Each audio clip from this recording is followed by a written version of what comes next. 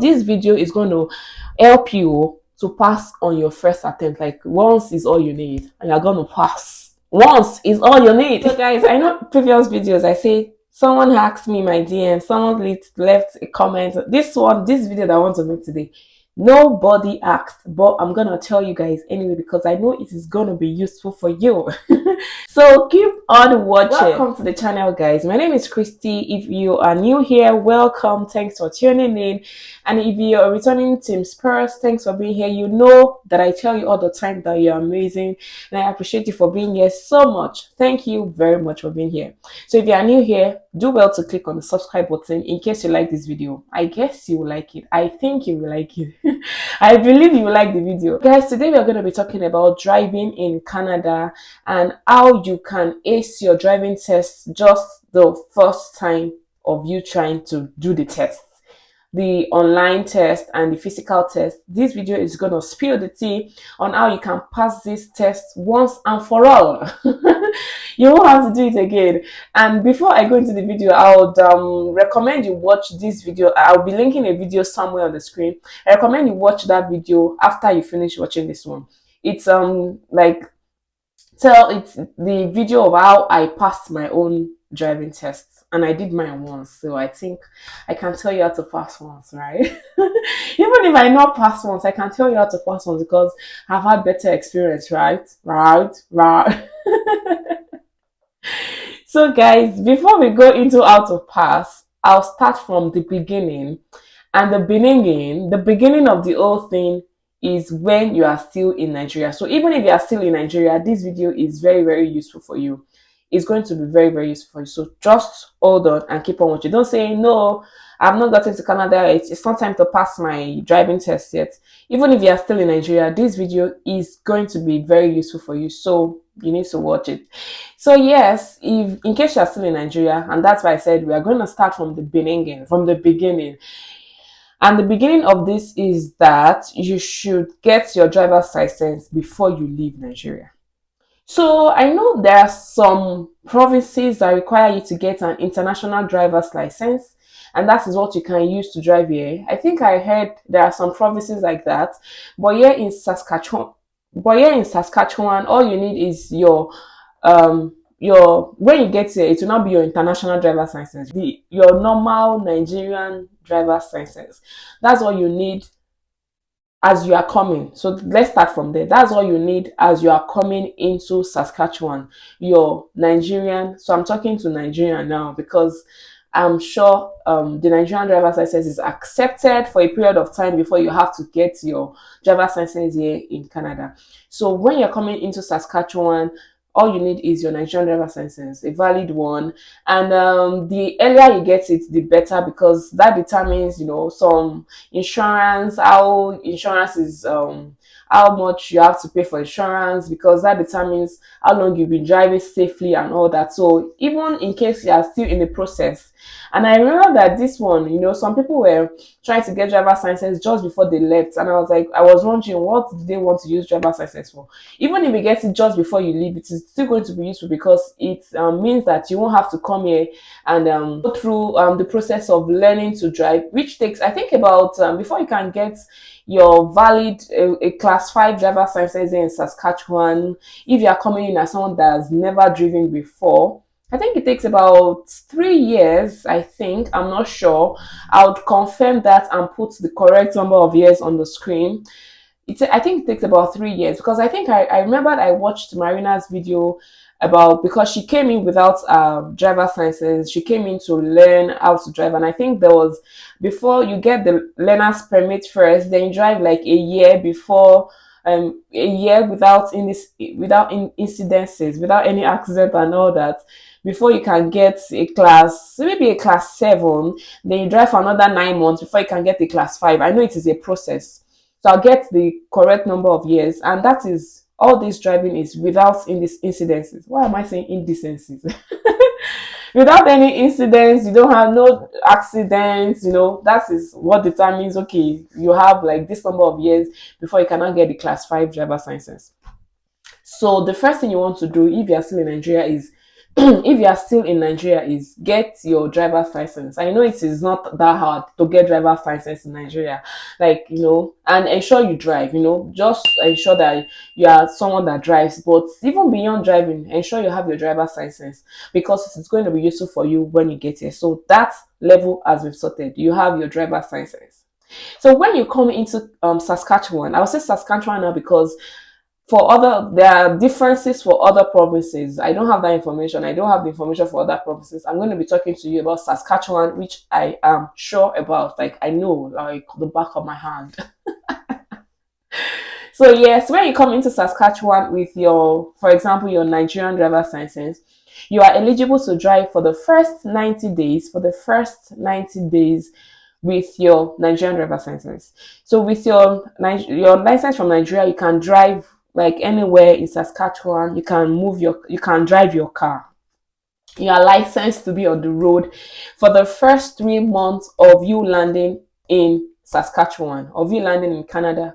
You can drive without having to, have that Canadian driver's license. So you can do your driving. And something I recommend is, if you plan to drive, I recommend that you start driving as soon as possible, so that you get used to the feel of the land, kind of. Of course, to start driving in Canada, you need to drive for maybe a few days, a few times. Not few days. You need to drive like a few times with someone that has been driving here, that can put you through all the stop signs, what it means, all the traffic lights, what you're supposed to do when you're turning left. Get someone in your first few times of driving, get someone that has been here already, that can, put you through those times, so that after just a few times of, putting you through, you can now start driving by yourself. I'm saying this because I know that our traffic lights and traffic rules and traffic regulations in Nigeria is for the handbook. It is for the handbook. It is to read. I don't even know who is reading it. I don't even know if there's anyone reading that handbook. Like, it is just to read. So like I was saying, yeah, our handbook, our driver's handbook, our driver's whatever in Nigeria is just for the purpose of having it. I don't think anyone follows, like some people follow like I think the maximum thing we follow, the maximum traffic rule some of us follow in Nigeria is the red light says stop and green light says go. That's it. But here there are other signs that you need to follow, or else you will enter trouble. Trouble like you're eating another person that feels like it's my right of way. Why are you not driving? Why are you coming into the road when it is my right of way, and all that? So there are all those things. You need someone to just show you and explain to you what it means, so that by the time you start driving on your own, you are able to say, okay, so this is what this means. This four-way stop, this is what it means. How to check, okay, so when is it my turn to move? This three-way stop, what does it mean? Roundabout, I had a problem with turning at the roundabout at one time. I almost hit somebody because I didn't know there was a caution sign to say if you are coming from all these things. You need someone to just put you through for a few times of your driving before you continue driving on your own, because you cannot say somebody should continue to sit with you for the first 3 months of your driving, right? So for the first 3 months of your driving, you can drive, and I recommend that you have someone that can go with you for a few times, so you can just know the feel of the land, know what each signs mean, and what you should do when you get to different kinds of road signs. So that is the second level, drive. You need to start driving as soon as possible, so that you understand the driving of Canada. The next thing you should do is, depending on which city of Saskatchewan you are in, you should determine where you want to write, like, where you want to do your physical driving test. And once you determine that, you should book your online test. Book your online test, and before you go for the online test, you should study. There are handouts, driving rules, and handbook that you can read. You need to read, and all those things. And also, So someone spoke about driving today, and the person was like, "Well, he's been driving since 1990 something," and somebody was saying, "19, you've been driving since 19 Bogboro." This person has been driving for a long time in Nigeria, and when he got here, he felt like, "What's the big deal? We know all the signs, we know all the rules." And when he went to do the online test, like, was like, no, this is different from what I've been driving in Nigeria. So you want to study that, we call it SGI handbook. You want to study that handbook before you go for you. Don't think that you've been driving for long in Nigeria or whichever country you're coming from, and of course it's still it's the same road.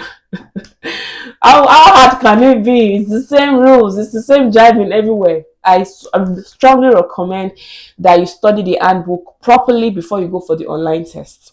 And something that helped me for the online test is that when you are like, I think there are two sets. There is one that you have to answer maybe 16, you need to get 16 out of 20. And there's another one you need to get maybe 26 out of 30 for you to pass. So something I recommend is, you might get to a question that is not so, you are not so sure of the answer. You have the option to skip, to say, I will answer this later. Please use that option to say, answer this later. Because the moment you pick the wrong answer, the first wrong answer, because the first one is you need to get 16 out of 20. The moment you pick the first wrong answer, you pick the second wrong answer, you become nervous and you are likely to make more mistakes.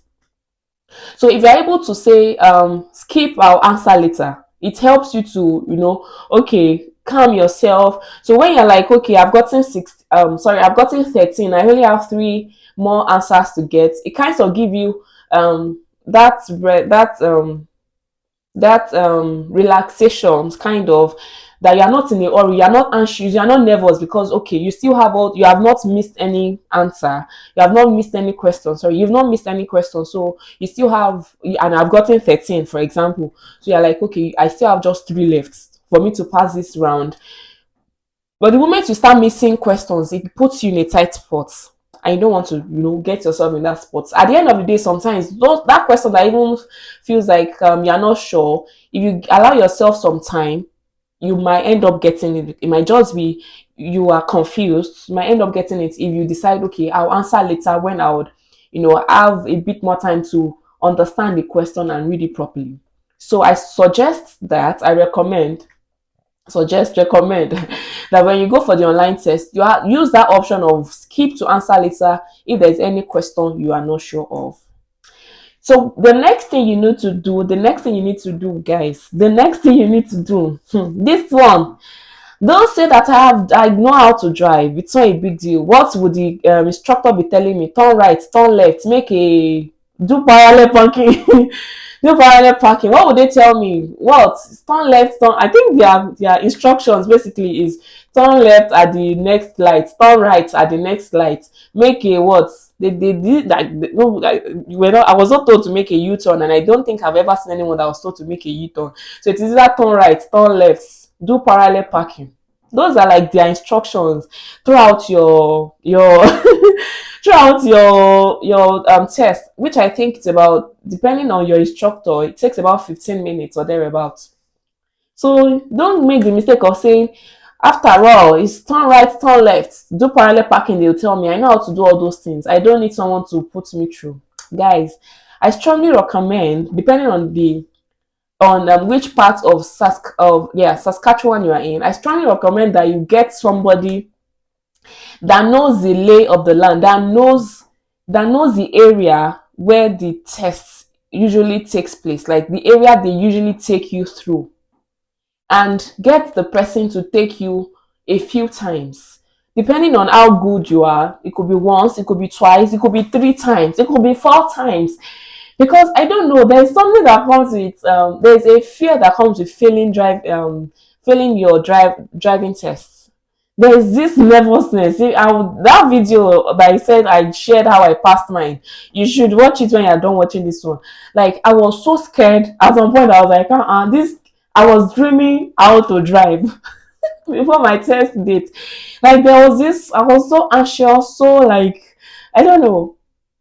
At some point, I was asking myself, is it like if I fail driver's test, they will send me back to Nigeria? Would they revoke my permanent residency?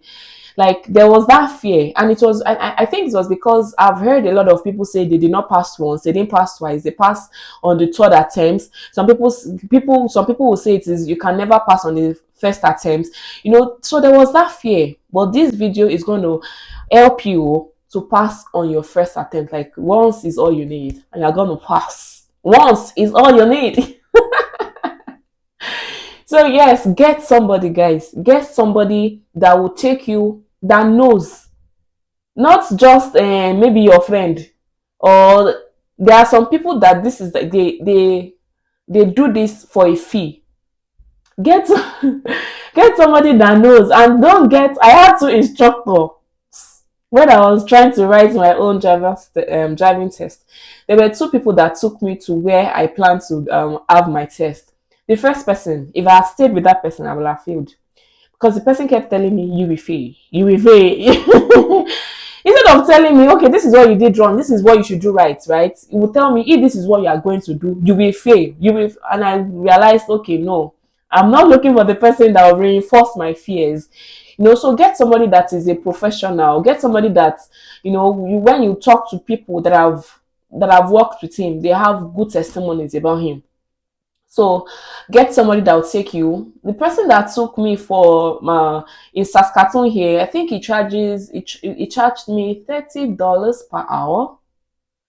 $30 per hour, and most times I worked with him twice, and for both times we spent more than 1 hour, and he did not ask me to give him extra. Like this person was really patient with me. He took his time with me. He was ready to ensure, and he was just telling me, I don't used to train anybody and they fail. Oh, once I train you, you must pass. And he was just, encouraging me, and telling me what to do, leading me to do like the right things and all that. So get somebody.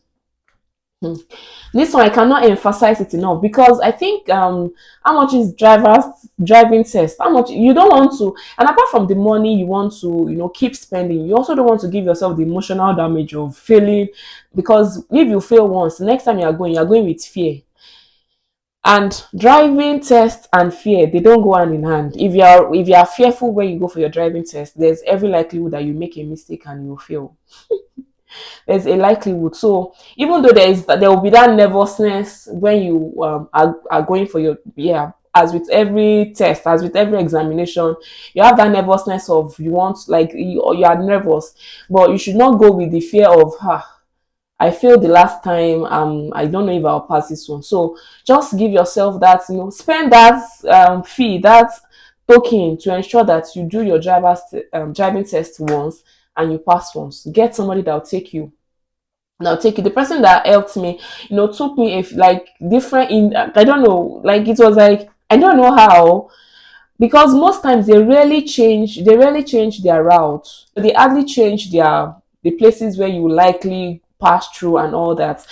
And so these people know these places, and they will take you, tell you how you're supposed to drive on different kinds of places, at what speed, how you're supposed to place your hands, even as little as how you're supposed to place your hands on the steering, whatever.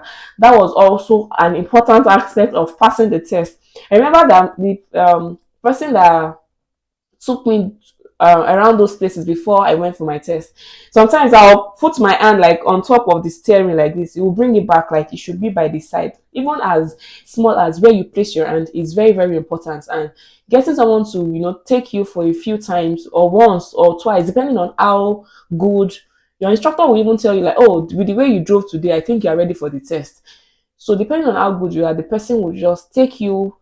And that's like, the person is also like maybe teaching you to drive, especially Canada driving. So I recommend that you get someone that will take you, and let that person take you through that place where you have decided to do your driving test. Don't say you want to do driving test in downtown, and the person is taking you to learn how to drive in Taylor Street. So let the person take you through that place, show you how the route you are most likely going to be asked to take left, to take right, and all that. It helps a lot. One other thing that will help you is to use the same car both for your practices and on your test dates. Use the same car, because with the same car you know where each button is. You're not confused about, okay, you're not, because some cars can be like a lot different in terms of where am I supposed to, where is the gear, where is, all those things. Just ensure that you use the same. Yeah, I would just recommend. Some people will say it's not a big deal. I know cars a lot, but this is just my recommendation, especially for my sisters them. Some of us, driving is not our fault. It's not something, we can cope with our eyes closed, but driving, don't try us. Don't even bring it that way. So if you feel like it might be a problem understanding another car, like especially on your test date, I suggest you use the same car you use for your practices. And this is also important, depending on the size of the car. Remember, you'll be doing parallel parking. You have practice parallel parking with a big car. For example, you are using a smaller car for your practice, for your test. It might cause a bit of confusion. Or you have practice parallel parking with a small car and you're using a big car for your test. It might make you feel like, is it time for me to turn back to the right or time for me to turn back to the left? All this will be eliminated if you're using the same car for your practice and also on your test dates. And on your test date, something I did was, when I was going for, I drove to the test place, to SGI office, because that's where your test, like that's where you move from. I drove there and I put up the radio. I say, I want to hear the instruction when the instructor is giving me turn right. I don't want to hear something else. Put up the radio. Just get yourself ready. As much as possible, eliminate fear. Remember that it's a test, and you have practiced. I'm prepared for this, and God is going to help me. By God's grace, I'm going to ace it. So try as much as possible, whatever it is that can help you eliminate fear. Just try as much as possible to take fear out of, try as much as possible to reduce it, to minimize it. I know there's always the nervousness when it comes to writing tests, whichever kind of test it is. Even if you have read all the books, you know all the things, there's always that part, that little nervousness you feel. Try as much as possible to eliminate fear. Something my instructor told me when I was like, hey, I'm afraid, is just imagine that you are driving with a friend. Just imagine that the instructor is somebody that is your friend. Is just because at the end of the day, the essence of doing the test is not so that they will fail you. It's just so they test how good you are on the road, how safe you are on the road. There are some people that they've been asked to, go for classes because their driving were very, very unsafe. So this person is just here to test how safe I am on the road. The person is not here to ensure that I fail. Once you have that mindset that, okay, so the reason this person is there is not to fail me. It's just to see, like, I'm driving with a friend. If I can drive with a friend and gist with a friend while the person is in the car, just imagine that this instructor that is giving you the instruction is also your friend that you're having a drive with, even though the person is testing you, but the person is just here to test how safe you are on the road. Whether we can give you our license and go and be eating a pedestrian that you're supposed to give way for and all that. So I hope this video will help you. I know this video will help you to pass your driving test by the time you are ready to do that test. Thanks for watching. Until we see in the next video, have a beautiful life. Bye guys. Bye.